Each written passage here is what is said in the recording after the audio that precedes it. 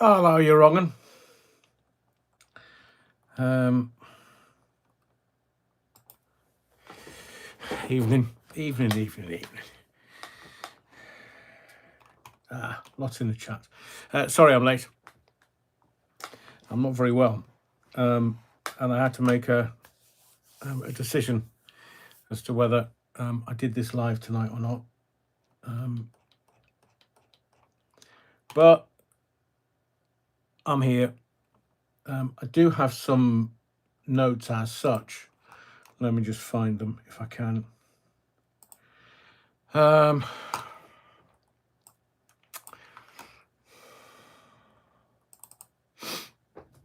Right, let me just check. My head's a bit woolly, and right, okay. I'm going to do a background to the WEF, the World Economic Forum, because yeah, that's going to take. I'm not making any sense at all. I've literally just.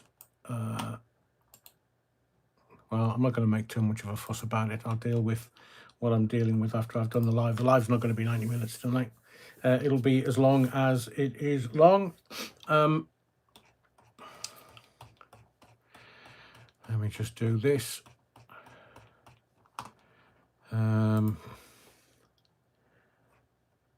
Yes, these are my notes from Mr. Gray this morning. Did you notice Starmer was wearing a grey tie, was being his usual grey self? And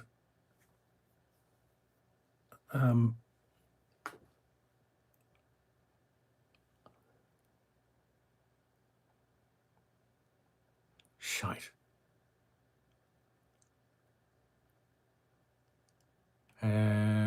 If you're on the live, can you send that again? Because I didn't quite see it. Even the adrenaline kicking in is not making any difference. It's around my blood sugars. They've gone haywire. So I'll get to. Let me just get my head around this. So, welcome to the Theatre of the Mind, the Body of the Kirk, live 283. It might be a bit of an unusual live tonight, but I will. I've been looking at, some people have gone to Davos, and there's a guy doing a piece to camera in Davos, and I know exactly where he is. He's just, the first year I went to Davos, I stayed in a hotel called the Club, and it's right at one end of Davos Platz, and he and BlackRock take a particular cafe and do it out every year, and the cafe is fantastic. It serves wonderful food, and he's standing outside there, and he doesn't even know what that is. He's sort of, oh yeah, I'm in Davos, and the security, they're not letting me in, and there's another 3 guys coming with me, and they can't get in because security have said no, you can't go to Davos. I'm like, this intellectual pygmy doesn't even know what he's standing in front of. I mean, literally, he's doing this piece to camera, and behind him is the BlackRock Cafe. I mean, I don't know whether people are sort of, well, not very bright, but they don't do their research because they don't know what goes on in Davos. They have no clue. And he is as far removed from the conference center in, I don't know why I'm pointing over there, because it's not, I'm just pointing at the wall as if it's Davos. The conference center is where all the kind of stuff happens. And the main talks, the main interviews, the main bits and pieces, the main showbiz.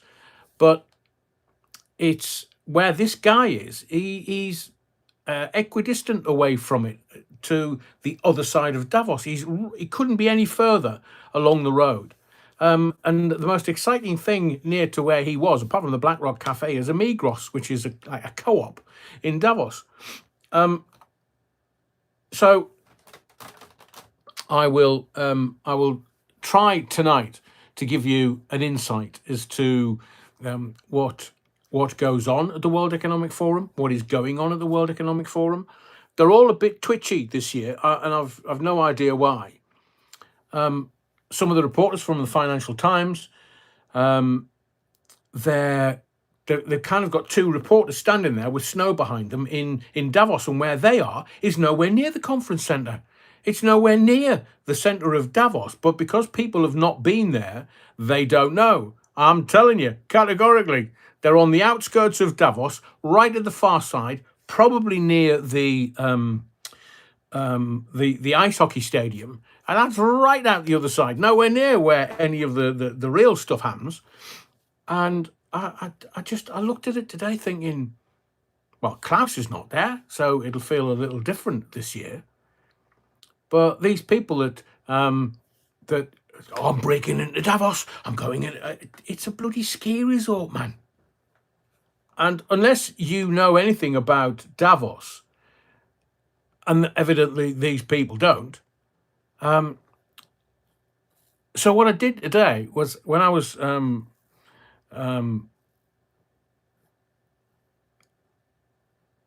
doing my research this morning, I joined the World Economic Forum. I'm not winding you up. Go to the World Economic Forum's website. You can join on their website.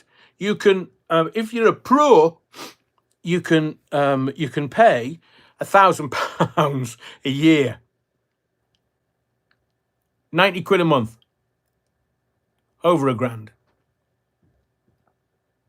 So you can pay over £1,000 a year for what?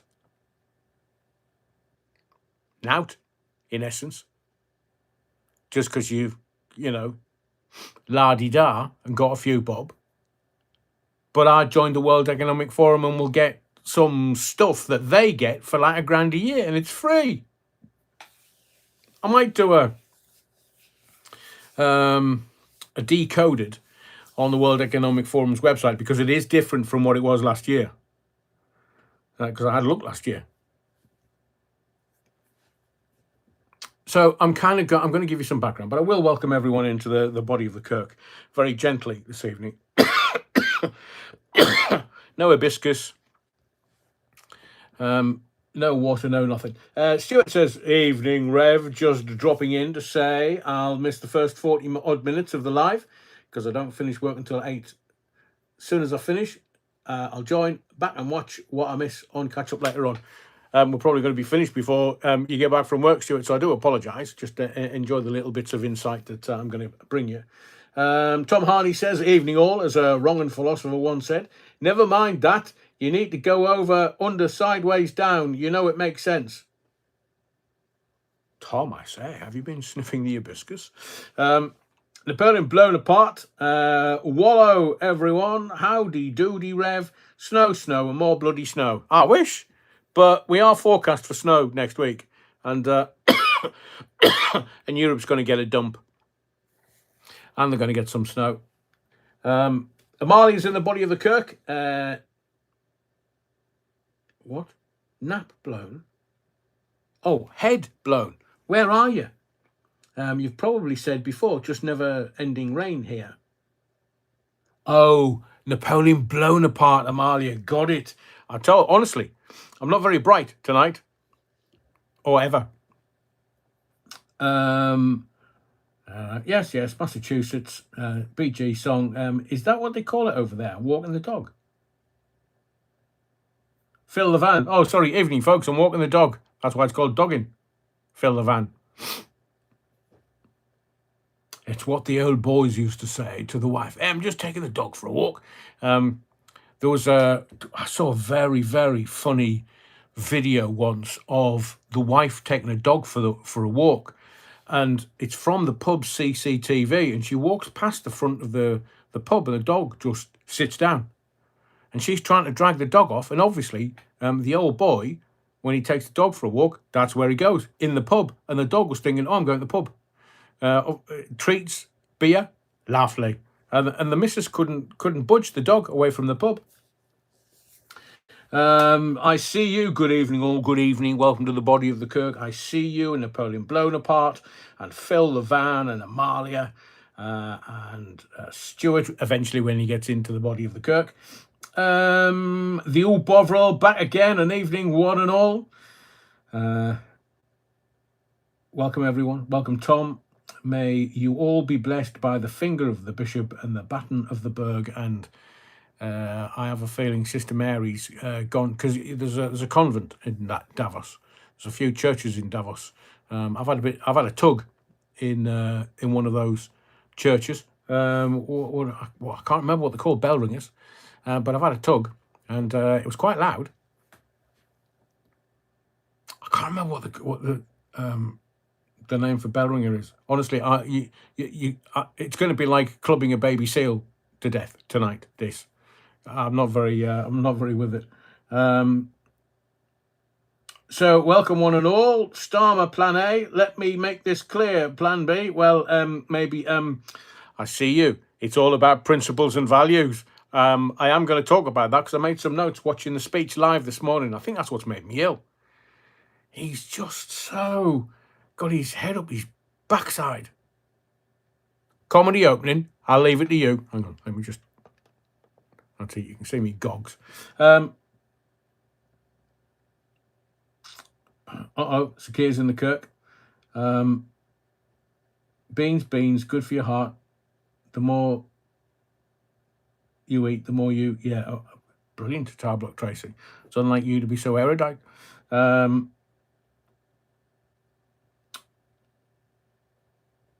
Right. Okay, yeah. Les Griffiths, what you been up to again? Yeah, wrongin'. Oh, right, okay. Oof. Campanologist. No.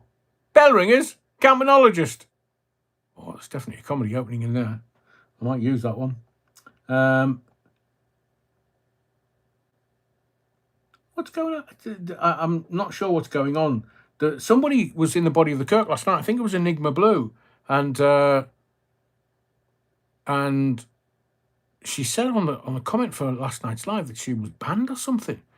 Now, we don't run with moderators usually, so I'm not quite sure what's happened. And I'm looking at Les Griffiths and Louise Hampson, who've had their message retracted. I don't know whether that's them or it's YouTube, so I'm a bit nervous as to whether we've been saying stuff and campanology, Napoleon blown apart. Geordie Nicholas, alongside the invite-only summit, the WEF runs the Open Forum Davos, where members of the public, students, NGOs and activists can participate in free discussions. Just turn up. Is that right, Geordie Nicholas?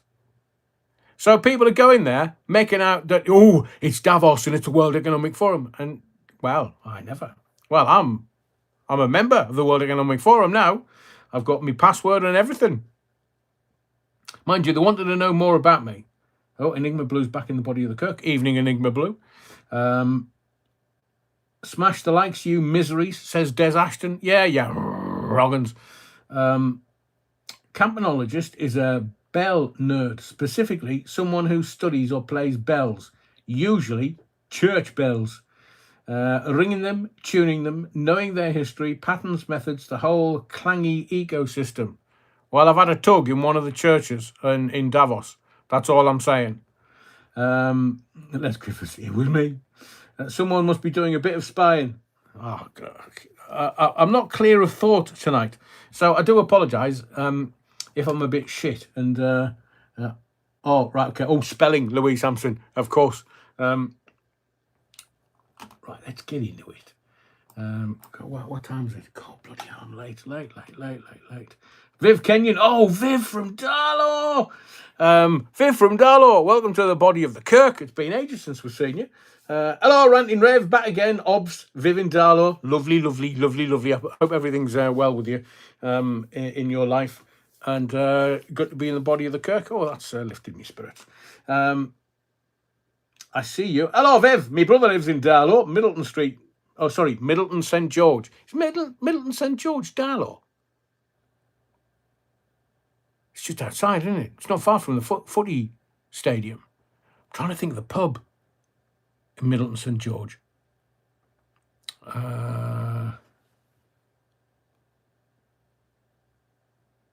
Brilliant. The Bad Wolf says, on your off days, maybe we should voice clone you and do an AI Rev video. It's probably more interesting, to be fair. Amali says, I've had a bloody pulse going like the clappers in my left eye, upper eyelid. What the heck's that about?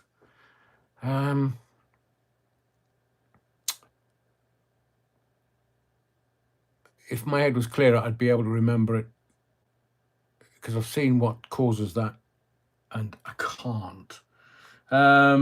Peter Rees-Jones, good evening, Rev, from North Wales. Oh, Peter Rees-Jones, welcome to the body of the Kirk. Amalia, I do hope you sorted that, but I think it's tension of some kind.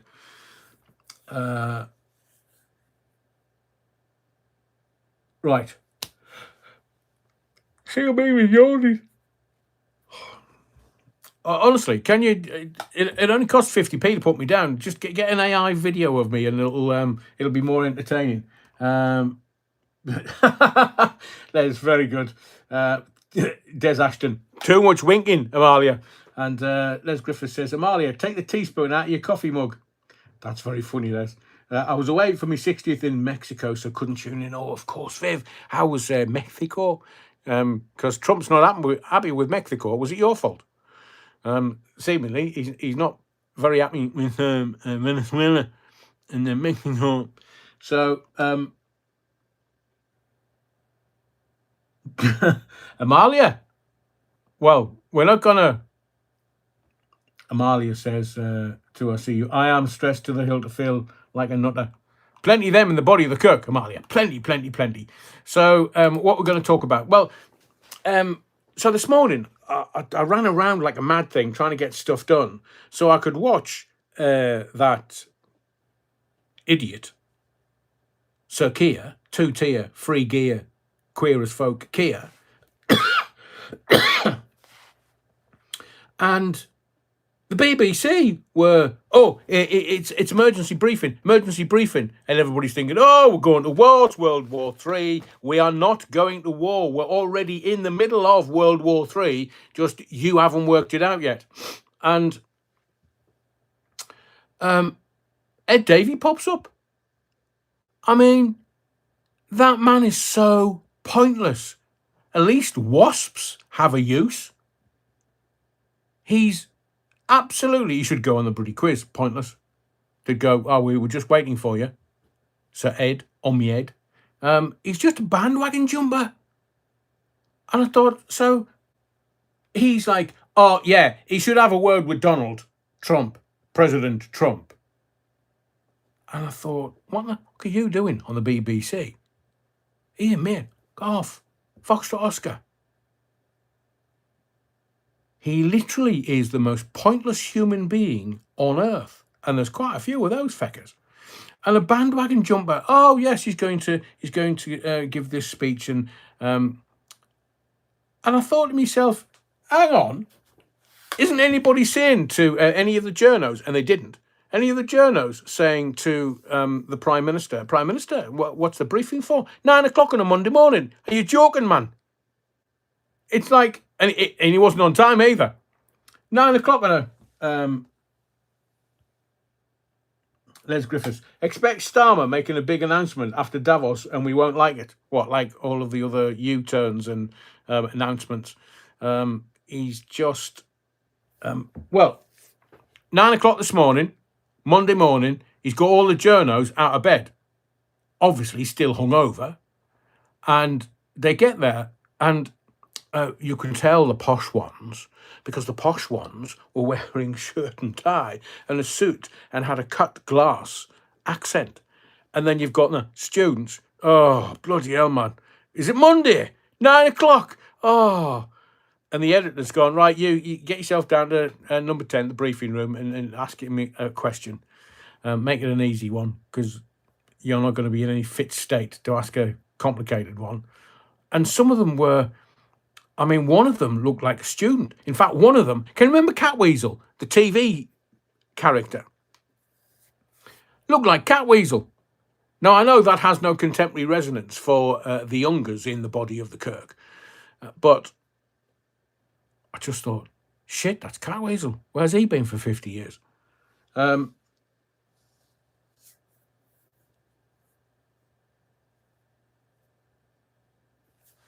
I'm going to sing the BBC and Foxtrot Oscar says Enigma Blue. I'm with you, Enigma Blue. Flip-flopping Starmer. Yeah, if he was French, because he loves a bit of Macron, he'd be Philippe Philop. John Pertwee played him. No, that wasn't Catweasel. That was... he played the Scarecrow. Catweasel was very different. I see you says, loved Catweasel. I mean, Catweasel was a bit mad, a bit scatty, bit mad. But you watched the telly and you thought, oh, he's an interesting character. Catweasel, he's a bit mad, him. And then you had Aunt Sally and, oh man, what did he, Wurzel, that's it, Wurzel Gummidge, the Scarecrow. Wurzel and Catweasel were slightly different. Weren't Catweasel on Wurzel Gummidge? Not sure. I think, well... It has been 50 odd years, so there's every chance that it was on the same thing. But I thought it was they were a different series. Jeffrey Baildon, Les Griffiths, was that Catweasel? Had a lovely, lovely cut glass accent for Catweasel, to be fair. Magic Bone, Des Ashton, you monkey tart. What are you talking about? Is that one of those things you buy from Ann Summers? Jeffrey Baildon played Catweasel. Sorry, Des, I'm waking up. Tom Harney says Jeffrey Baildon played Catweasel, but he didn't have a Yorkshire accent. I've no idea why I'm defaulting to a Yorkshire accent, but the old Bovril. Yes, Pertwee was a great Doctor Who. Indeed, he was, and he had some of the best assistants. Did he have K9, or was that Tom Baker? Catweasel predated Wurzel Gummidge, but Pertwee was a hell of an actor. Lewis says, all this electricity. Oh, the actor was the Crowman on Wurzel. Jesus, follow the yellow brick road.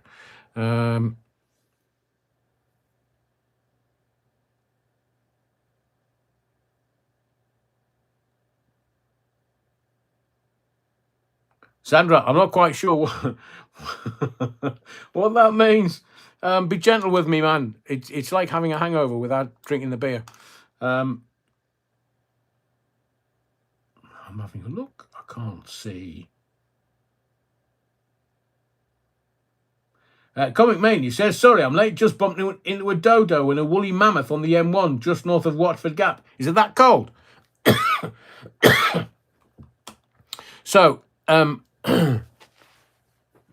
so Ed Davey, absolutely pointless. Is he going to Davos? He's not that interesting. Who do we know is going to Davos? Well, David Miliband, possible leader of the Labour Party once Sir Keir hands his resignation in. We know that Rachel Reeves is there for the week. We know that Starmer's going. That's why he did the 9 o'clock presser. We know that Farage couldn't be there because he had to introduce another defector to the world. And seemingly there's another defector tomorrow that he's going to introduce to the world. So unless he's got a private flight booked for the Tuesday, I know he wants to be there to see the Donald, but whether he gets 30 seconds with President Trump, the Donald, king of the world, is yet to be seen. Because I know that, the double-deckers. Yeah, Saturday morning. Miliband and crew in private jets. I'm sure they are, Ray Norton. Le Trump. Oh, okay. My mother-in-law plays grot bags. No makeup needed. Les, be careful. She'll throw a spell on you. The original actor who played Catweasel, Jeffrey Baildon, also played the significant role of the Crowman in Wurzel Gummidge. Stay with the programme, the Bad Wolf video, where we said that 5 minutes ago. But thank you very much for the research. Banana Split. Na na na na na na na. Was that in tune? No. Has Starmer sent Paddy Mayne to Greenland yet? Oh, Paddy Mayne. Paddy won't fuck about. I wish I could do an Irish accent. Paddy won't fuck about either. Comic Mania. Sorry, won't. No. Yeah, exactly. A Labour MP joins Reform tomorrow. Any idea which one? Theo Bovril. Anybody any idea which one? Could it be Ginger Growler? Please, dear God, let it be Ginger Growler. Let it be thus. But she wants to be the first female Labour Prime Minister, as does Rachel Reeves.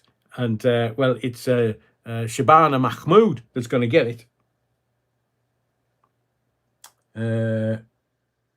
Comic Mania, I mean, it couldn't. Look, if it's Growler tomorrow, literally just park the car and we'll just laugh and laugh and laugh.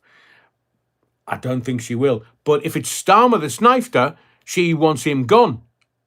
Because this is how it's working. You know how Fat Lad Lammy stood up going, I've got a new suit. And everybody's like, why is he saying that at the dispatch box? And then Rachel Reeves is giving pressers at 8 o'clock on a Tuesday morning. You think, why the bloody hell is she doing that? They're all vying for leader of the Labour Party because they know he's going to go. They know roughly when he's going to go. They know he's fighting for his political life. And he's gone out in Davos. So the private jets, so they'll do one of two things. Either they'll fly into Zurich and then they'll get the train up the hill. It's 2.5 hours, and you've got to change once, from my memory. And I did it with a massive ski bag, so I was humping this bloody monstrosity. And the train station where you have to change is humping is not allowed. So humping me ski gear, me ski bag, onto this other train. Literally, I did it within seconds. I just hoid it in, jumped in, doors closed behind me. I think, oof, nearly missed that. They don't care. It's on time, mate. No, unlike here, it's on time. So you get the train from Zurich, but I don't think they'll be doing that particular route. Heathrow to Zurich train up into the mountains. I think if Farage is here tomorrow, he's taking a private jet. He'll take a private jet, possibly into Zurich, and then possibly a helicopter, because he's worth a few million now. That's not going to bother him. Mandelson for Reform. Oh, there's so many usual suspects. I don't think Reform will touch Mandy, although Epstein did. Oh, by the way, this Mandy Mandelson, and I told you this before, he sat down and went, oh, it couldn't be me, I'm a gay man. Well, Epstein was bisexual. It's known that Epstein shagged Lex Wexner. We know that Jeffrey Epstein liked hot dogs as well as pizza. If you know, you know. Hot dogs represent boys, pizza, girls. Wes Streeting. Oh, they're trying to knife him out of the... Could be. Oh, can you imagine? Dougie for Reform. Only joking, that fecker can't be reformed. Keir Howie. Oh, bloody hell, David. Keir Howie. I haven't seen her for... Is she not a dame or something? Mandelson for Reform. Well, I don't think they'll take him because he's toxic now. Comic Mania. Farage can do a live from anywhere. They can still project him on a stage when Growler comes on after doing a line of blokes backstage. Comic Mania, that is very funny. 15-year-old knocking it out. It's statutory rape. She didn't tell anybody who the father was. Oh, Mandy, you came and left without taking, and I sent you away. Oh, Mandy, man. So I'm a gay man. What would I know about having me wicked way with young girls? Having your wicked way with Jeffrey Epstein, Mandy. I mean, cough, come on, you're a gay man. He was a bisexual man. Did you? Just asking for a friend. I'm asking the questions. I'm not making definitive statements. I hope Liz Truss does, though. Oh, the old Bovril. Can you imagine? Because, look, I think we know this for absolute shit sure, that whomever is joining Reform is not joining to make the numbers up. They think they're going to be Prime Minister. They think that at some point, Farage is going to spit his dummy out and go, oh, yeah, bunch of wrong-uns. You're going to head away and shite, man. I'm off. I've had enough. Les Griffiths. Eddie Izzard. It's Eddie Izzard. I mean, so do we know what time this announcement's going to be in the morning? Is he doing a Starmer? Announce at 9 o'clock. do a 5-minute presser on the green, and then off you go. Yeah, you're in Davos by lunchtime. Davos at the moment is not very snowy. It is kind of in shot and on the mountains, but on the streets of Davos, the pavements are icy-ish, but the roads are absolutely clear of snow. And it's a ski resort. So if you've ever been skiing, you know this. They don't put grit down on either the pavements or on the roads, simply because that can be churned all over by the cars, taken all over a resort, and kills all the snow. So they just leave it.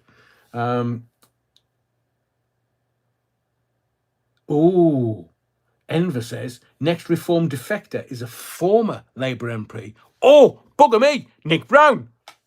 Is it Nick Brown? Could be.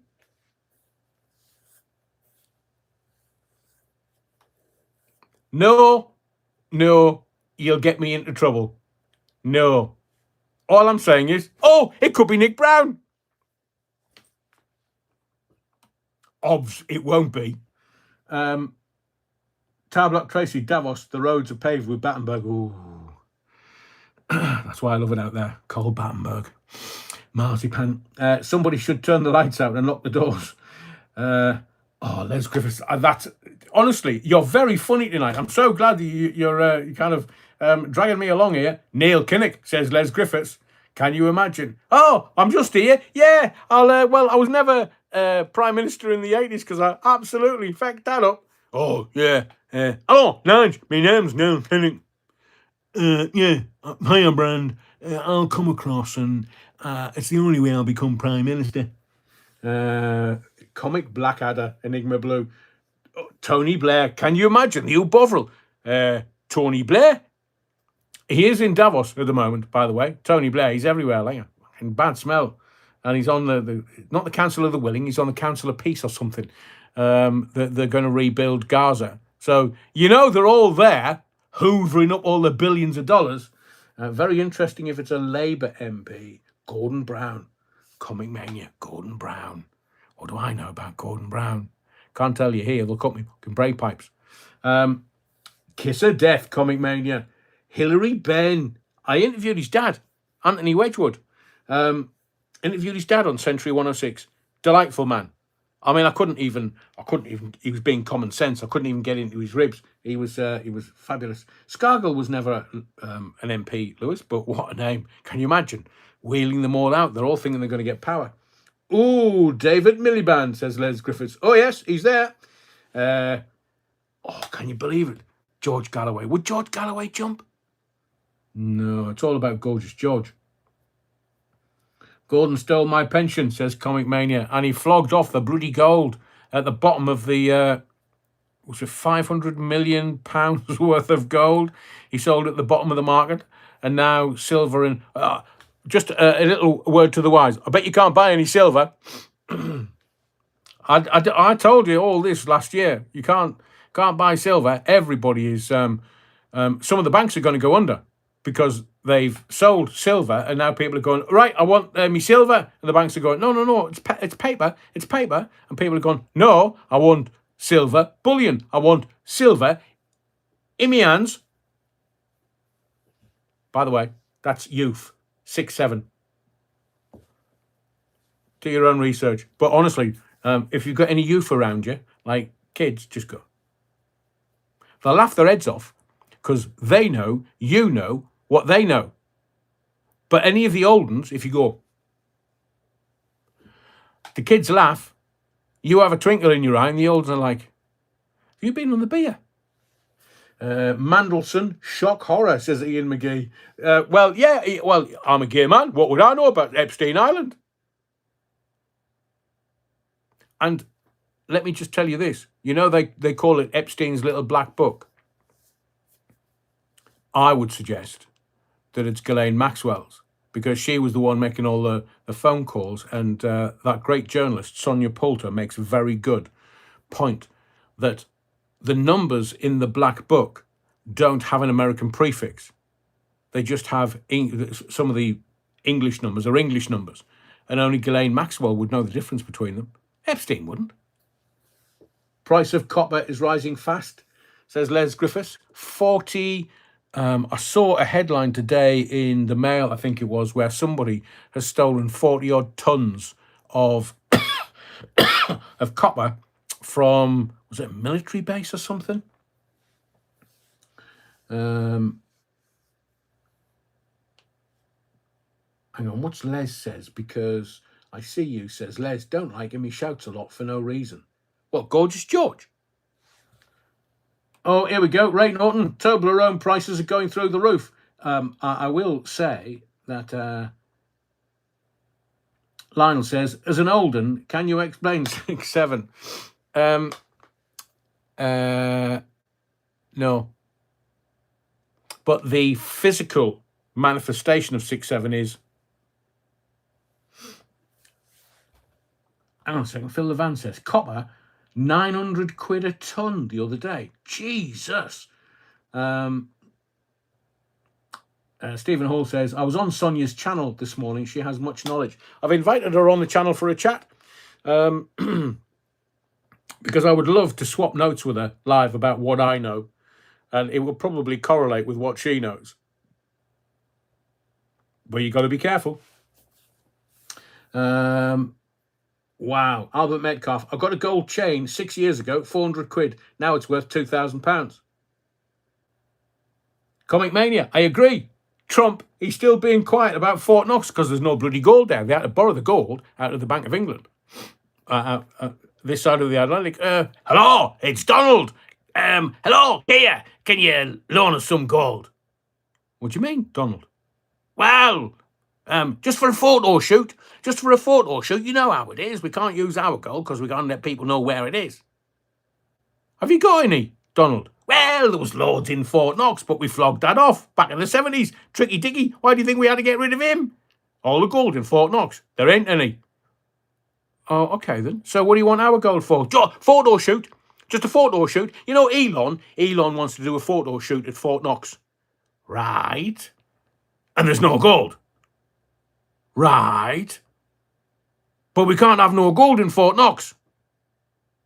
Well, why don't you go and get something? We haven't got any, you're wronging. We've got Venezuelan oil, we got no king gold. Stuart, evening, Rev. What have I missed? Everything, Stuart, everything. We're just having a bit of a giggle about, about clowns, really. Just all the Labour clowns, just all the Tory clowns, just all the Reform clowns.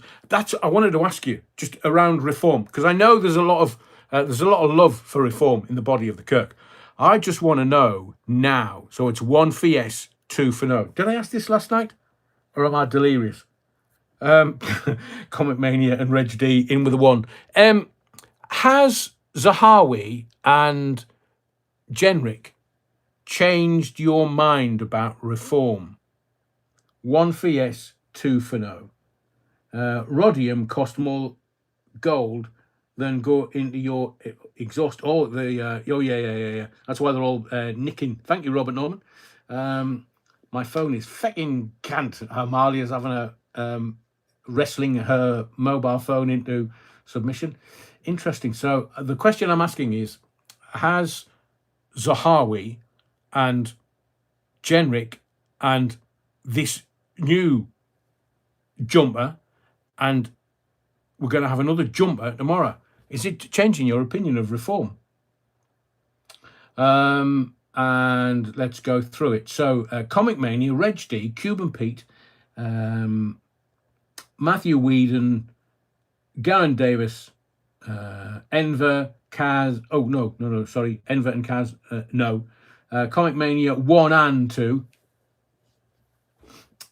Alison, Phil Levan, Ian McGee, Martine, Catwoman Jones, Karina, all saying yes. But there's sort of a third, 2/3 saying no, not really. Because I have a take. Hang on a second. Napoleon Blown Apart says, I don't know the story. So Napoleon Blown Apart, over the last week or so, there's been some defectors from the Tories.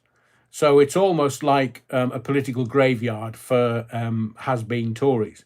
So former Chancellor, former Tory grandee, former vaccine promoter Zahawi, Tory party MP, who wanted to go into the House of Lords and was basically told, no, Foxtrot Oscar. So he's like, right, up yours. I'm taking me ball and I'm going to go and play footy with Nige. So he's now part of the Reform Party. And then a couple of days later, Robert Jenrick, who was man about town. And can I just tell you something? You can have this for free. You do realise that Robert Jenrick is MP for Newark. And Newark is the only place in the United Kingdom, the only constituency in the United Kingdom that you can make the word wanker out of. Just saying. Sorry, Napoleon Bonaparte. So then Robert Jenrick, who seemingly in a paperless office manages to leave his resignation speech on the photocopier on his desk. Somebody finds it and goes, oh my word, Robert Jenrick's about to jump ship. So Kemi Not Good Enough, the aggressive one, finds out and goes, right, you're sacked. And Jenrick says, you can't sack me, I'm resigning. No, I'm the head of the Tory party, so you're sacked. And Jenrick says, you can't sack me, I'm resigning. Up yours, I'm off to Reform. So there's all this hoo-ha. At the beginning of last week, Reform had 5 MPs. At the end of 7 days, they've got another 4, because another one's going to be announced tomorrow. They've got some no-name Tory party MP that's jumped ship to Reform. And do you know something else? I thought the wanker gag was quite good. Good, actually. You can't use that because you'll get mullered by YouTube. So anyway, I think it's Angelic Inspiration says 2, didn't trust them before, so it makes no difference. Enigma Blue. Greenland's got a lot of gold. Not for very long, Enigma Blue. Oval Raw, yes. Linlu, Elliot, yes. Ben Habib looks better and better. Napoleon Bonaparte, I've actually sent his office. So Rupert Lowe, I've invited on the channel. Ben Habib, I've invited on the channel. I've been very honest with them. I've told them that, it's a smallish channel, but the people that view the channel are highly engaged, highly intelligent, and like truth and principle above all else. So we'll wait and see. Comic Mania, poor Kemi, she doesn't think Britain is broken. Bless her. She's just very aggressive, though, which is highly unusual for a woman of her calibre.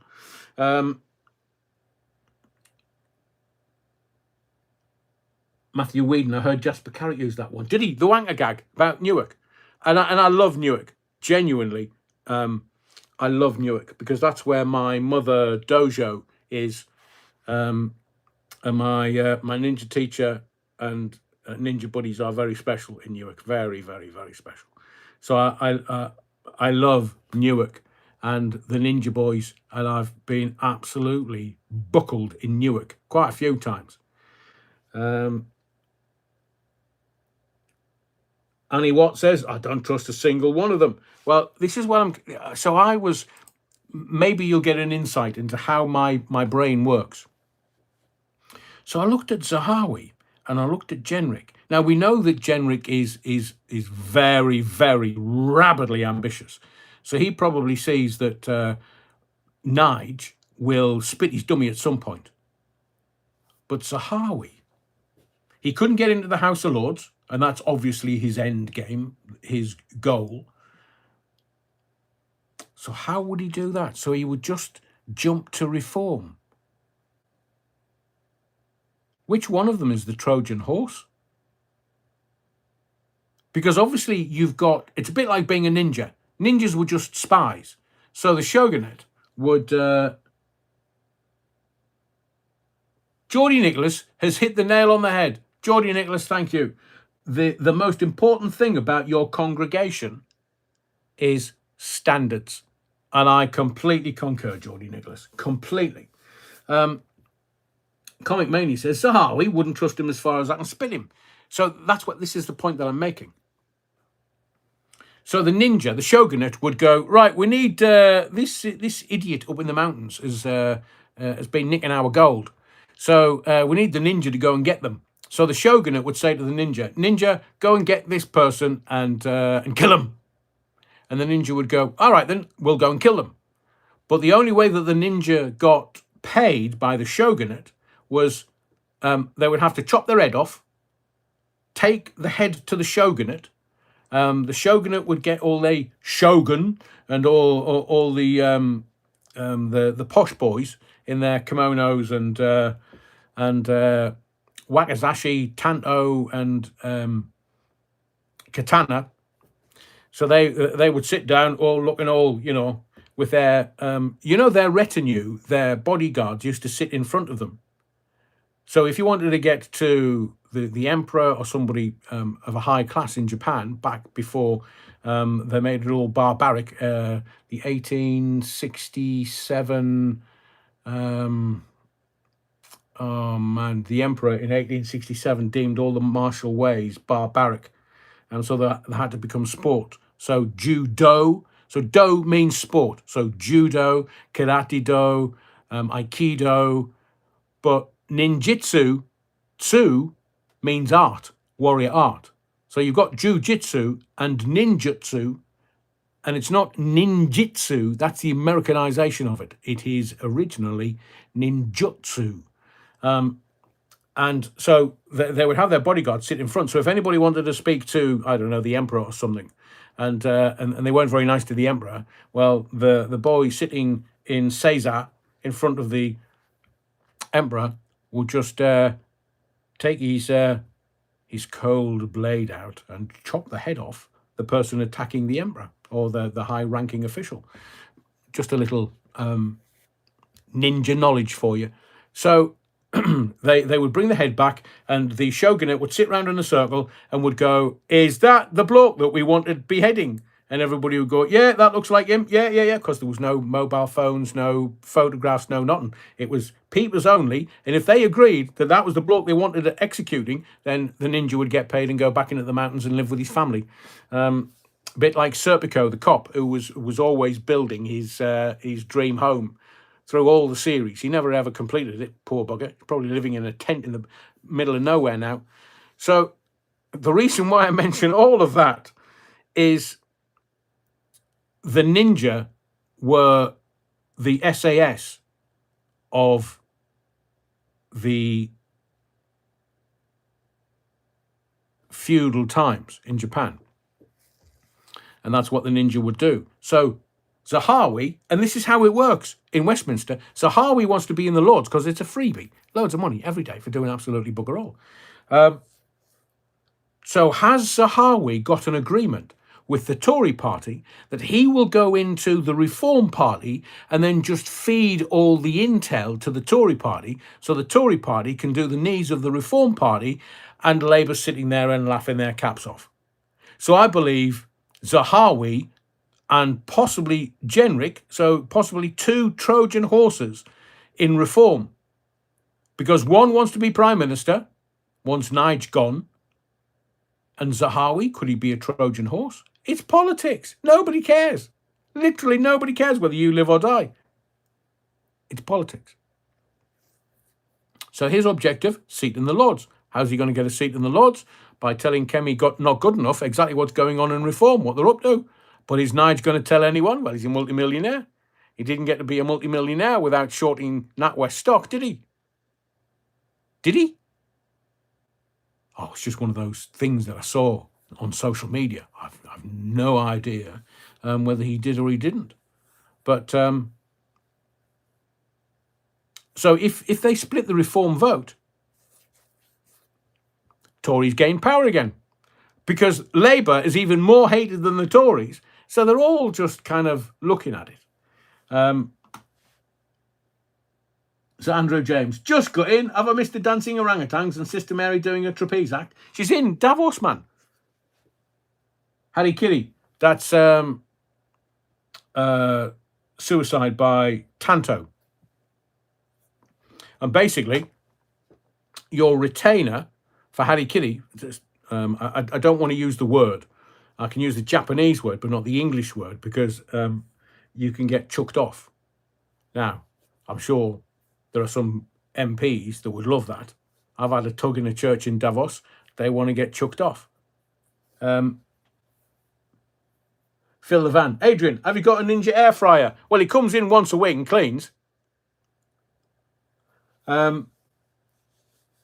Genric does undercover stuff. I bet he does. Seppuku.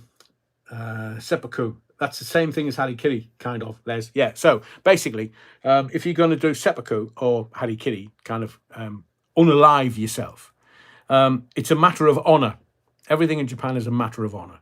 So you take your tanto, and obviously I won't tell you how to, but it's meant to be an honorable unaliving. And the honourable way of unaliving is having your retainer stand next to you with his katana drawn, and then you start the process, and your retainer lops your head off with his katana whilst you've disemboweled yourself with your tanto. Lewis, Divine Wind. That's the the pilots. Ray Norton, Black Belt and Sudoku. You missed a load of 6-7, mate, says Phil the Fan. I've got a black belt. It's holding me kecks up. Hang on. What's Napoleon Bonaparte says now? So long as your money is going into their pockets, they don't care. That is exactly it. It's all about the Benjamins. It's all about the greenbacks. Over here, though, it's being part of the elite. It's being part of, well, I'm top of the food chain. Yeah, you're not passing any food down to us, you're wrong.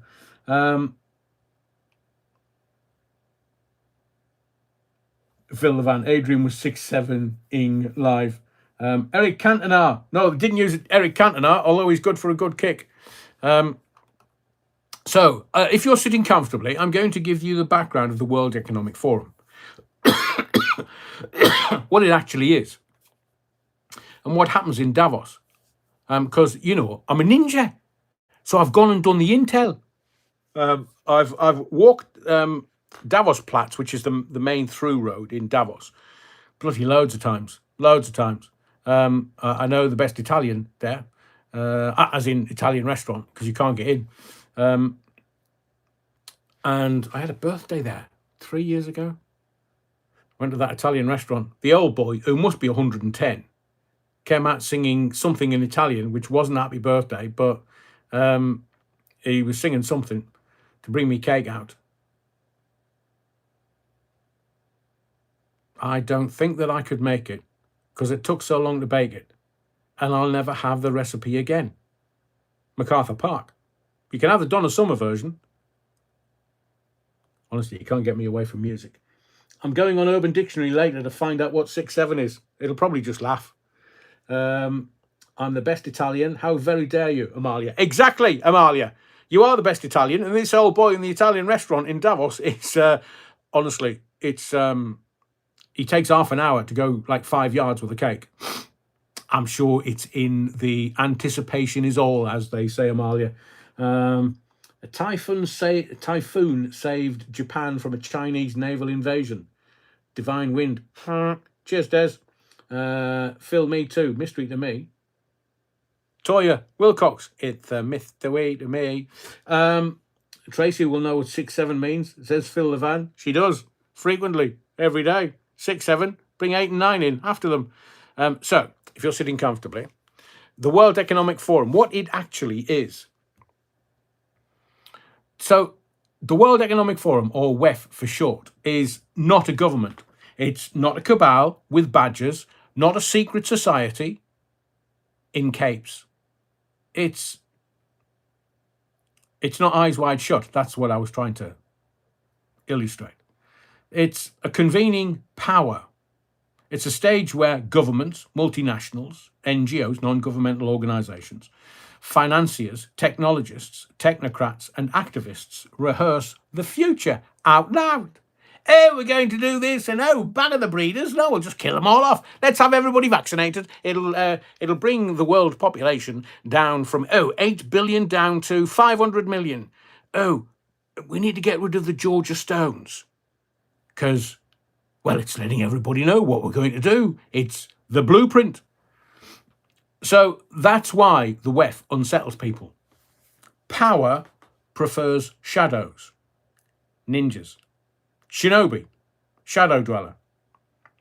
Davos prefers microphones. Now, it started today until Thursday, 19th to the 23rd of January.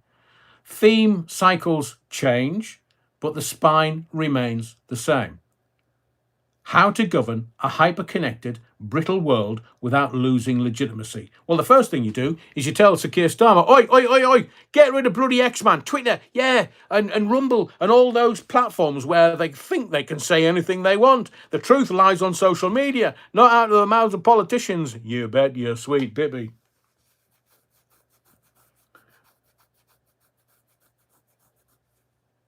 Yes, we'll keep it amongst the brothers, Sir Andrew James.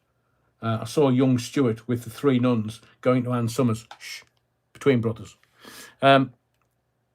So there is some big plays, if I can use that, phrase, on the board. Now, I'm just going to give it to you clean. I'm going to give it to you factually, unsugar-coated. So we know what the flagship is. We know the flagship is stakeholder capitalism. And what they say in Davos, well, move beyond the shareholder primacy to balance profit with people, planet, and social stability. Now, that probably didn't mean anything to you. I'll just tell you what it is in a couple of words. Chinese Communist Party communism. That's what that is, stakeholder capitalism. So the Chinese can make a shit ton of money and say it's communism. But communism is where every man and woman is equal, except in China, some men are more equal than others. So what it means in practice is corporations become quasi-public actors. They're expected to deliver social outcomes once handled by states. For example, a real-world example. This morning, Starmer says, well, we're looking at under 16s not being allowed to be on social media. In fact, what we're going to do is we're going to look at the under 5s and their screen time. And I thought to myself, you can Foxtrot Oscar. Why did I think that? Because who is Starmer and the government to parent children? Surely it should be down to the parents deciding whether the under 16 should have social media, because they're buying them fucking smartphones. And which parent is allowing their children under 5 to have all this screen time that Starmer's saying, well, we're going to feed them at school, we'll give them a bacon butty to start the day because they're not getting any breakfast, and then we'll stop all the screen time for them. Surely that's the domain and the decision-making process of the parents, not the state. And there's the difference. You've got the capitalism, money, Benjamins, greenbacks, but actually, the Chinese Communist Party communism, they want to get to the kids. They don't mind trannies standing in front of the class, singing and dancing, but screen time, no.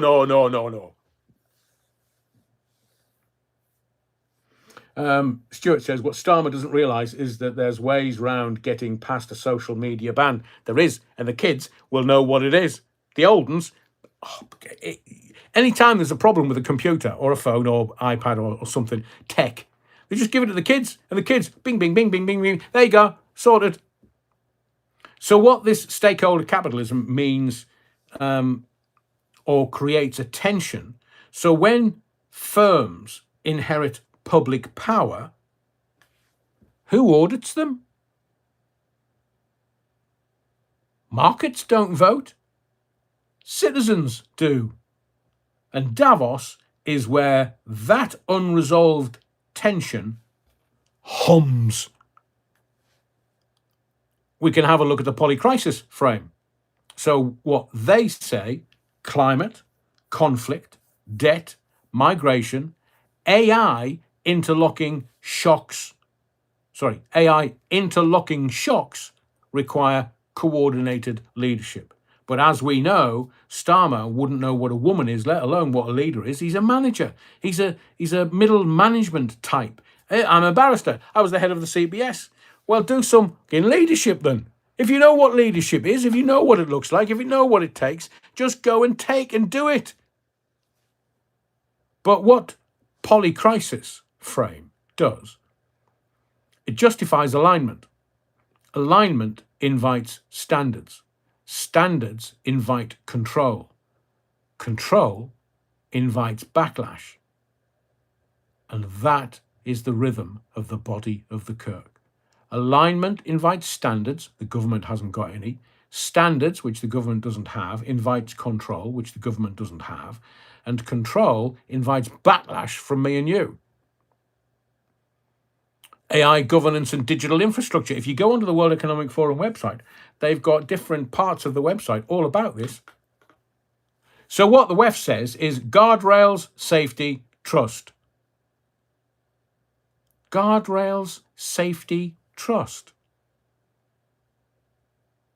So what's really at stake here? Well, who writes the rules first? It's like the parents and the kids, 5-year-olds and their screen time. Who's writing the rules for this? Oh, the government.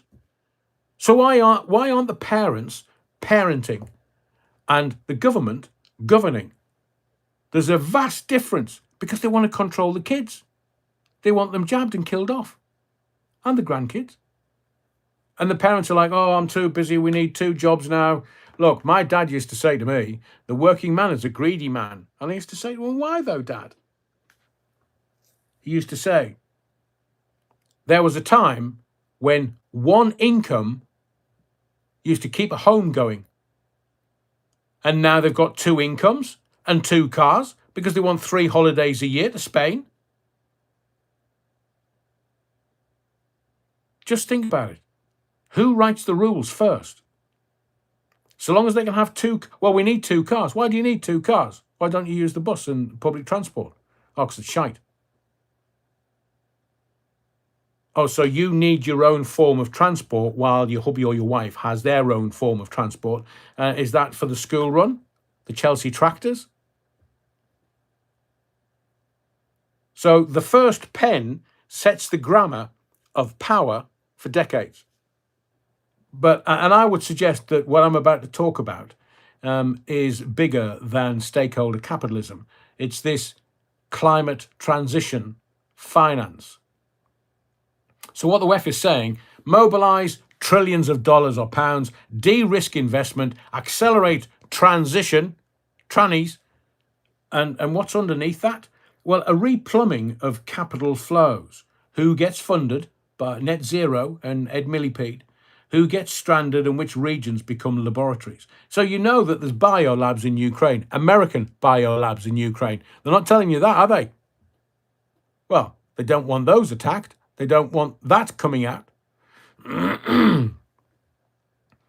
They move things around so you don't work them out. And what they will be talking about this week is health security and biopreparedness. So they're wanting readiness and surveillance and coordination. But the quiet question is this. How far does emergency architecture persist when the emergency fails? And I'll give you a real-world example. March 2020, we were told that they'd already voted in the House of Parliament for emergency architecture to be brought in that would legitimise any decision that the government of the time, Boris Bojo the Clown, and has that been thrown in the bin? Has that been thrown away? Don't be silly. It's still on the statute books, so they'll use it again. So you just thought we were in lockdowns. Well, that emergency architecture hasn't moved. It's still there. The emergency's gone. So why are they keeping it? Shysters. Now, Tony Blair. I've had a look at the board today and the trustees, and he's not a WEF board member, which is really odd because it was all over the press, all over the papers a couple of months ago. But Tony Blair is a frequent Davos presence via the Tony Blair Institute for Global Change. Bit of a mouthful. He's been down that route before on the Heath. The Tony Blair Institute for Global Change advises governments on delivery, governance, and reform. Influence, yes. Trustee seat, no. So I don't know why it was announced, as well as Larry Fink from the CEO of BlackRock. So this is the BlackRock link people usually mean. He has served on the World Economic Forum leadership structures, including the Board of Trustees in recent cycles. And BlackRock's worldview is risk, resilience, transition. And that maps neatly into the Davos language. But don't get Larry Fink mixed up with Larry Ellison. Larry Ellison is the world's second richest man and who's pumping millions, if not billions, into the Tony Blair Institute for Global Change. So that's where Larry Ellison comes into the picture. So accuracy matters because Davos runs on who's actually in the room. So Farage has been invited to Davos, to the World Economic Forum. Whether he goes or not is down to him. Will he tell us? Who knows? But he's had a genuine invite. And the people that go there to experience the glad handing, and it's a hierarchy in Davos. Some people get to go to the real power meals, the dinners that are like I think Trump's organising a dinner. I know that some of the big tech titans hold annual dinners there and invite special invitees. But why do people... Oh, that's brilliant. Comic Mania says LIBOR government is what you get when you order your government from Temu.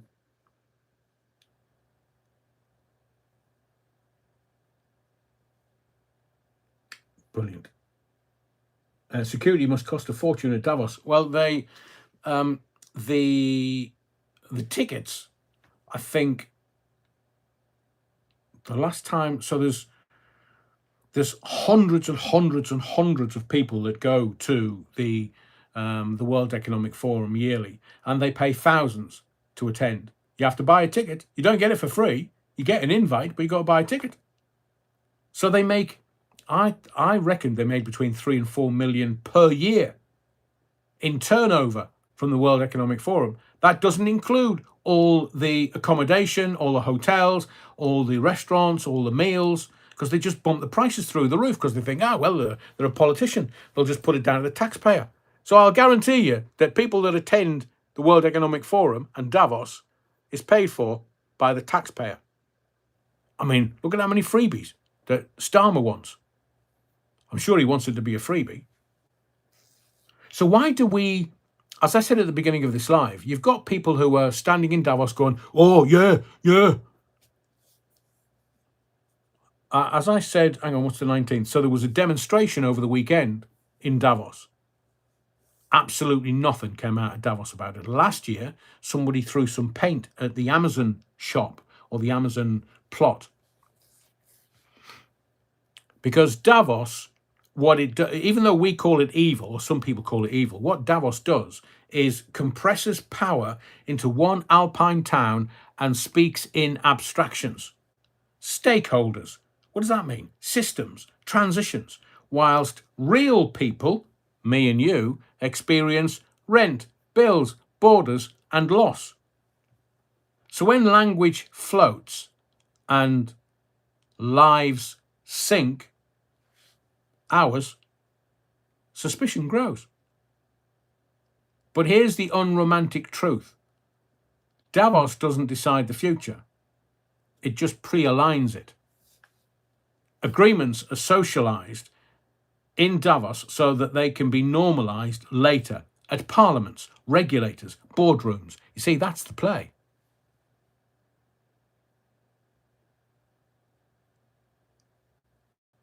So when you get there on the Sunday, yesterday, the snow, the promenade, security cordons, the security's really tight. I've seen it. And they don't muck about either. And it's Swiss Army. So the security is National Army, Swiss National Army, and their logistics. So that's the security. It's not some bunch of dodgy blokes from Zurich going, your name's not down, you're not coming in. It's the army.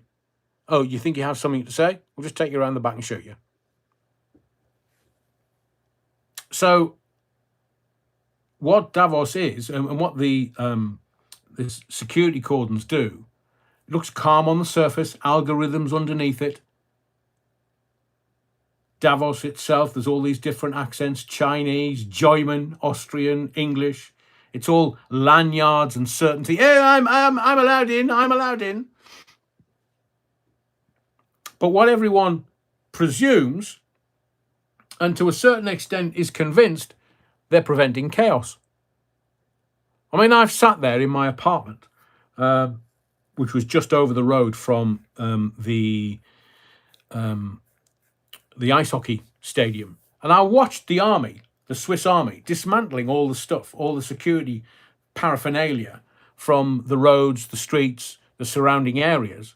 I watched them for 2 days, dismantle it all. But the language that's used in Davos is unusual.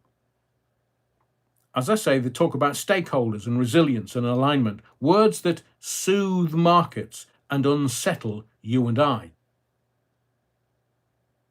Now, the main players in Davos are states that can't deliver alone, corporations that now must. BlackRock, State Street, Vanguard, JP Morgan for the banking. They're delivering it all. Governments don't deliver it anymore because, like the Prime Minister of this country, Davos or Westminster? Davos. Why? Because Westminster's too constrained. You can't order a pizza or a hot dog at Westminster. Yes, you can. Portcullis House.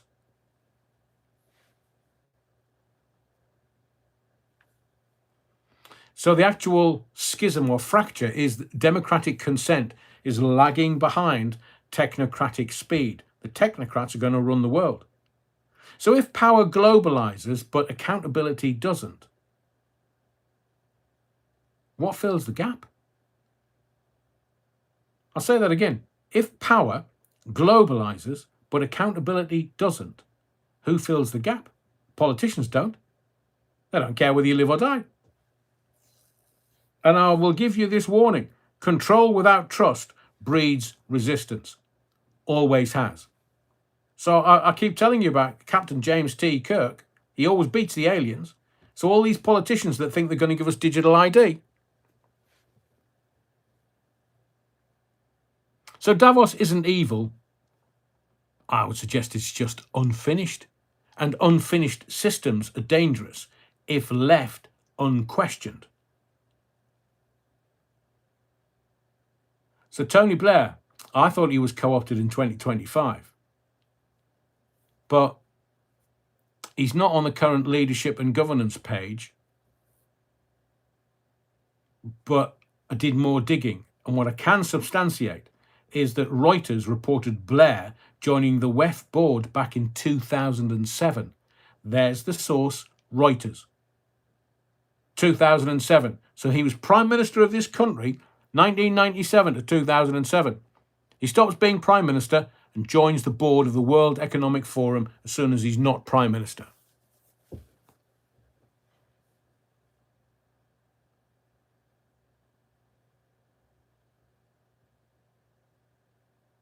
So the confirmed details we have of Trump at Davos this week. He's going to be attending WEF, and his first physical appearance in person at the forum in years. He was, I think last year, obviously he'd just been made president, so he did it remotely via Zoom or FaceTime or whatever. But it's going to be the first physical appearance in years. Now, according to some of the things that I've seen, he's slated to speak at the Congress Center on Wednesday, this coming Wednesday, at the heart of the week, which naturally becomes the narrative fulcrum. So that's consistent with a peak audience and media cycle strategy. that any sitting head of state would use. There's reporting in the mainstream that Trump will host or be at an exclusive private dinner during his visit. Not just a casual meal, but a strategic convening with elite guests. Now, a Mediterranean cuisine dinner at the Cresta Hotel, linked to the Greek house presence, is reported as part of the social schedule. Now, this fits the Davos pattern perfectly.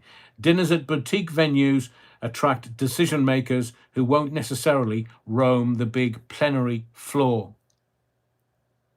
So who's likely to be at this dinner with Trump? Well, we don't yet have a leaked Davos guest list, but it's credible and consistent that Trump will be flanked by high-ranking officials from his administration, based on multiple reports. Confirmed or widely reported Trump delegation members include the Treasury Secretary Scott Bessent. He's key for fiscal messaging. Commerce Secretary Howard Lutnick, Trade and Economic Policy voice. Energy Secretary Chris Wright, Energy Policy and Fossil Fuel Interests. There's also Jameson Greer, US Trade Representative, who will deal with obviously trade deals and, most importantly, Greenland tariffs. And there's a special envoy to the Middle East, Steve Witkoff. Steve Witkoff signals geopolitical weight. There's also the AI and crypto czar, David Sachs. And then there's Michael Kratsios.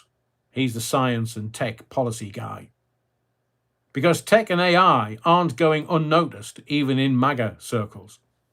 There's Mehmet Oz, health policy reach. These are not just random staffers. They represent sectors that Trump once spotlighted: economic, trade, energy, technology, and health. And they would very plausibly sit at the same table for a flagship dinner discussion. So what you want to know is, come on, clever clogs, what's Trump actually going to be talking about? Well, there are some rumours that he's basically going to stick it right up them. They don't like it up them, Captain Mandarin. But there's not yet a public official speech text, but several strands converge into a credible projection. First is going to be the globalists. Oi, you bunch of wrong'uns. Daddy's in town, king of the world. You're not going to be running the globe. I'm going to make America great again, which includes South America and Canada and Greenland. Because as I've been predicting since last year, the Western Hemisphere is going to end up the Americas. So there's going to be domestic economic policy as an international narrative. So he's going to talk about making America great again, stopping the globalists. And by the way, up yours, you wrong'uns, we're having Greenland. And I'm sure there'll be public comments and admin messaging ahead of Davos. That narrative indicates Trump will highlight housing affordability and economic growth initiatives as part of his address. Now, remember, Larry Fink, BlackRock, is going to be in town. You can guarantee that Larry Fink will get FaceTime with Trump. Because what BlackRock, State Street and Vanguard are doing is trying to buy up the housing in America and Great Britain so that we can no longer buy the housing stock. You will own nothing and be happy. Trump will make the forum agenda shift. Now, media reporting has said that Trump agreed to attend only after assurances that overtly woke topics, gender, diversity, climate prioritization, would not dominate the official World Economic Forum agenda. So this means his platform is likely not a climate manifesto or social policy lecture. It's going to be making America great again. That economic pitch designed for business leaders, asset managers, BlackRock, Vanguard, State Street, and sovereign players. Now, is Charlie going to be there, as in Charles the Weak? Because he loves Cloisters. Cloisters is like 15 minutes down the road. The skiing is quite tasty at Cloisters, but he likes it off-piste. So I've heard. So Charlie's not going anymore. They stopped him when he became king. They stopped him going skiing. Oh, I can't go skiing before I'm invested as king. Is he going this year? Let's see if he turns up in Davos. I doubt it. But then he could stay in cloisters because he doesn't want the fuss and hassle of the Davos noise. So I think what Trump may talk about is AI and emerging tech, digital assets and economic resilience, crypto, anyone? Space exploration, we're all going to Mars. Faith-based initiative, because they're all Christian now in America, seemingly. And health and longevity. Microsoft are there, McKinsey, Ripple are definitely there. Definitely. I've seen it with my own eyes. JP Morgan and others that are backing those kind of subjects are all there. Even if Davos technically is private, I know that they're there. Ripple, XRP, XLM and HBAR. They're the future, baby. So I would suggest this suggests Trump's off-agenda messaging sphere is economic and geopolitical cooperation on US terms. Give us Greenland, otherwise you're getting tariffs. And then Starmer this morning, oh, no, we're not going to do tariffs, Donald. Oh, well, Foxtrot Oscar here.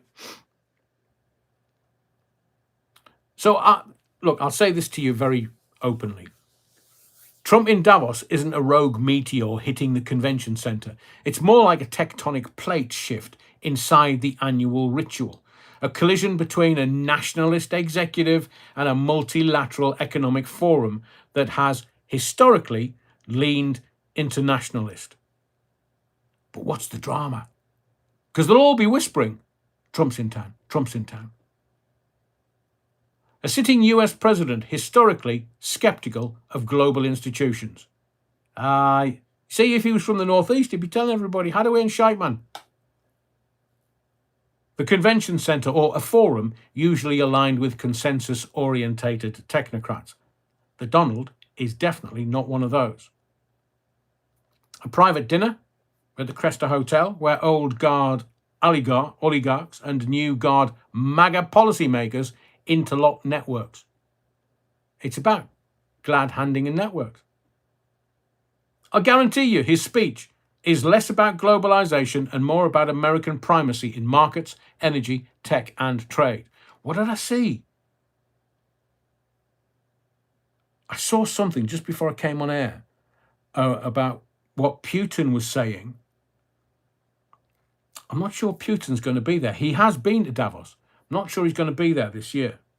Chinese are. Bloody hell, the Chinese are going to flood the place. So Davos is just a quiet ski town. Postcard, pretty, precise, neutral. Except when the snow's melting, it looks very grey. And you know how snow is once you get the slush going. But Davos becomes the temporary capital of the future.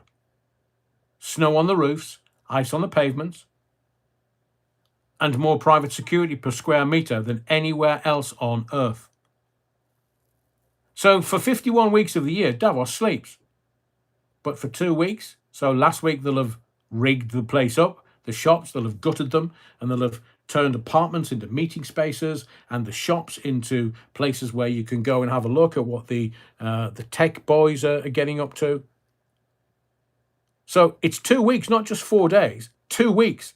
It wakes itself up and rents itself out. As I say, apartments, chalets, shops, offices. Everything with a door becomes an asset. The locals don't ski, though. They invoice. But what they do, what Davos does do, is they give free ski passes to all the attendees. But because they're attending, nobody goes skiing. And it's literally, the ski runs are empty. Not even the locals go skiing. So when the World Economic Forum arrives, it doesn't just bring delegates, it brings entourages, advanced teams, private dinners, closed-door salons, and a quiet understanding that this is where alignment happens. So officially, the forum runs for 4 days, today till Thursday.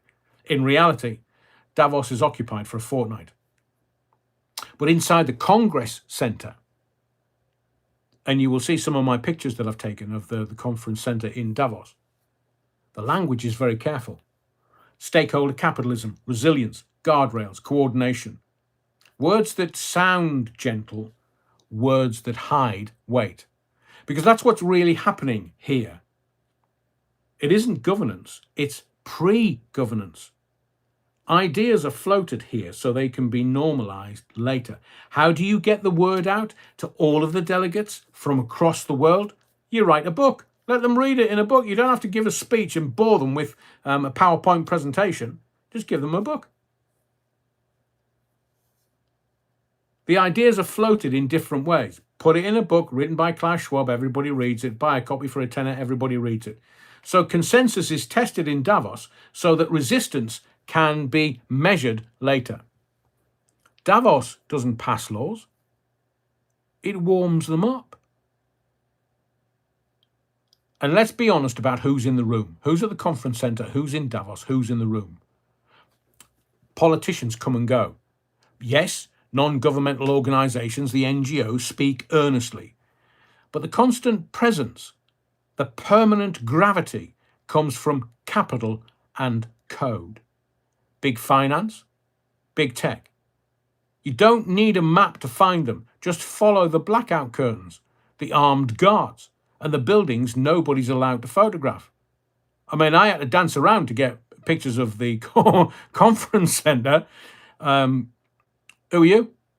What do you mean, who am I? Have you not watched my YouTube channel? You're putting stuff on YouTube? No, I'm just having a wander around. Me and the missus have decided to come out for a skiing holiday. Right, you can't come in here. I tried to get into the conference centre. Wasn't allowed. Some big fat boy who, I mean, if he chased me, he wouldn't have got very far. Mind you, neither would I. It was still snowing. So there are technocrats with serious footprint in Davos. Cloud, AI, data, advertising, infrastructure. Not because they care about the alpine air, and it is bloody clean, let me tell you, but because the future is being designed and they intend to be the architects. So this year, 2026, into this polished technocratic theatre, darling, walks a man who doesn't speak Davos fluently, Donald Trump. Not by video link, not by proxy. Physically there. Midweek, peak attendance, prime time, Trump. A single day, maybe two, but enough to bend the room. Enough for Davos to be abuzz that the Trump is there. So he's going to speak in the Congress Centre late afternoon, possibly. He'll try and make it so that, say 2:30. If he speaks at 2:30, he gets all of the Eastern Coast news channels for breakfast. He'll get the rest of America whilst it wakes up. He'll get all of the European news channels. He'll get the best coverage. He's not going to do it at 9 o'clock in the morning. He's not going to do it at 7 o'clock at night. He wants it mid-afternoon so he gets all of the news coverage. And then, quietly, a nice evening dinner. I mean, he doesn't get in the kitchen, even though we've seen him in McDonald's serving. The dinner's not public. It's not press. It's not for the cameras. That's where the real conversations happen. So look at the contrast. Davos prefers systems. Trump prefers deals. Davos speaks in frameworks. Trump speaks in leverage. Davos wants managed consensus. Trump thrives on disruption. 5D chess.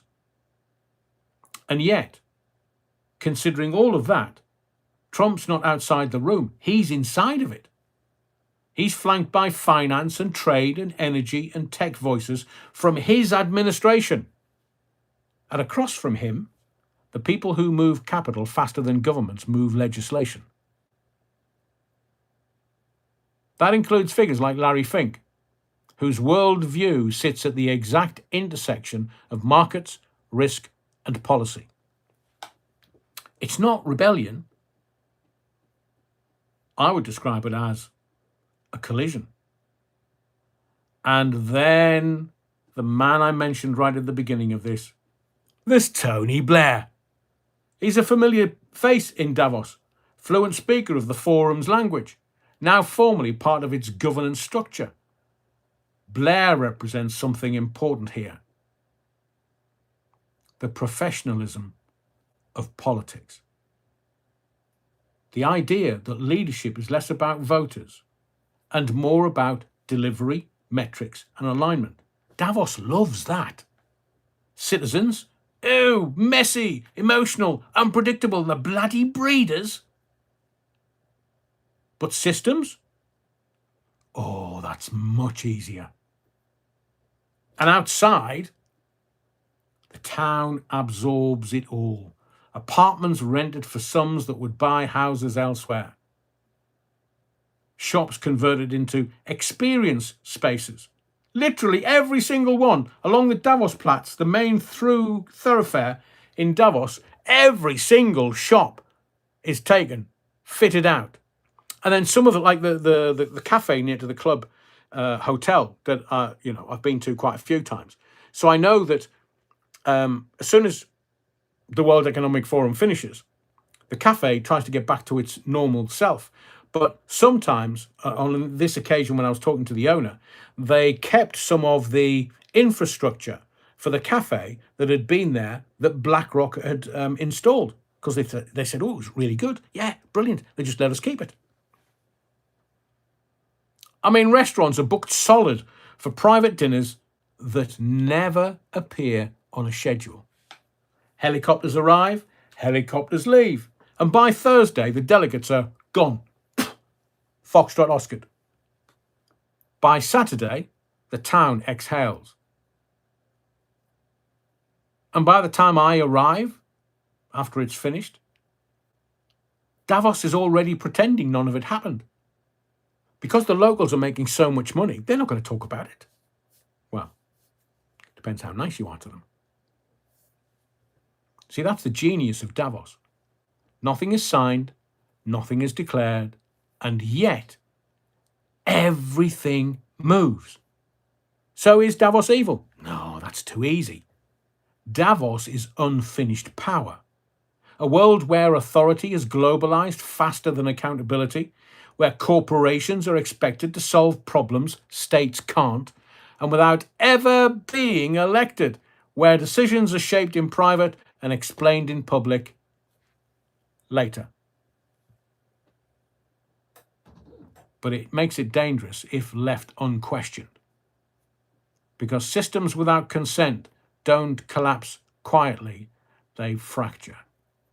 And Trump's presence doesn't end Davos, just exposes it.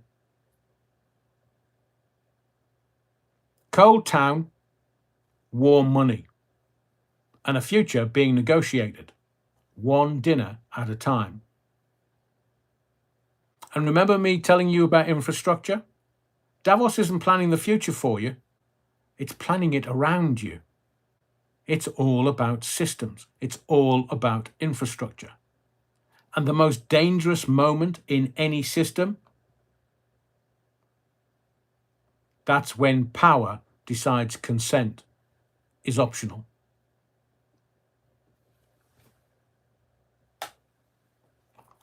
So I think we'll leave tonight's live at that.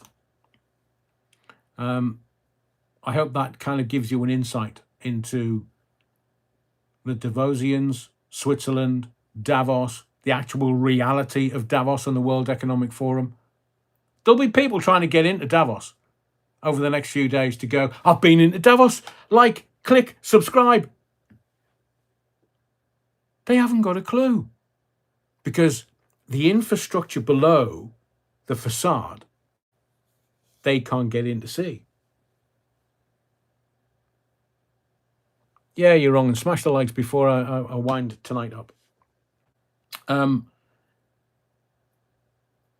not going to do it tonight. Thank you, Stuart. As ever, thank you for your support. I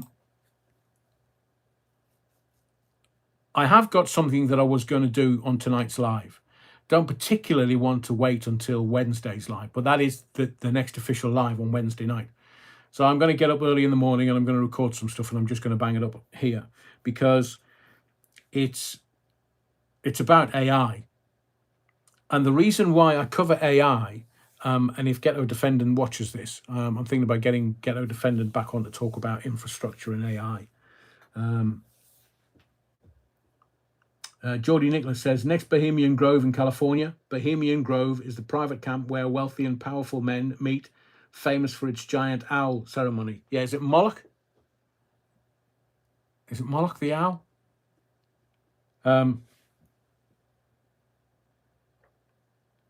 Napoleon blown apart. You're very kind. I knew very little about WEF and Davos until the Adrian Allen mission. Well, I'm hoping, time permitting, to get pictures that I've taken, videos that I've taken. In fact, I think I've got a video of me going to the church for the to have a tug. I was also just as a kind of round off for tonight's live. It is WEF associated, but not really. Do you know how I know about where to look? Have you heard the phrase 5 eyes? Now it's 5, the letter I's. They're the intelligence communities. And there's 5 of them. Canada, Australia, New Zealand, Great Britain, and America. They share their intelligence. And I'll guarantee you what Trump is going to say to Starmer is, wind your neck in, Bonnie lad, otherwise I'm pulling out 5 eyes. Just keep your eyes open for that. So that's why I tell you to keep an eye open for Canada, Australia, and New Zealand. Mark Carney, are you not questioning him during the week talking about the New World Order?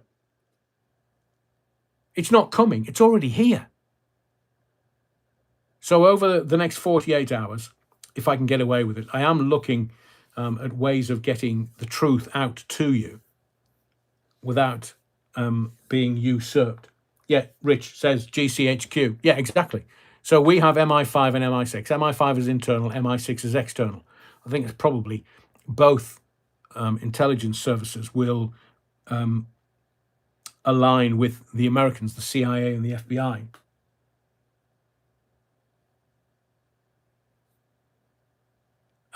So keep your eye open on 5 eyes, because Trump may mention it in Davos, but Starmer's shitting himself.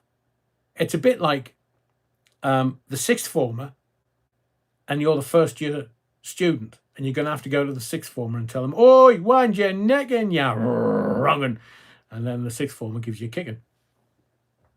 Carney and Fink to give speech at 4:45 with Sorkin and Fink again, 8 a.m. Wednesday. Sorkin created Chat GPT, or one of them, certainly. So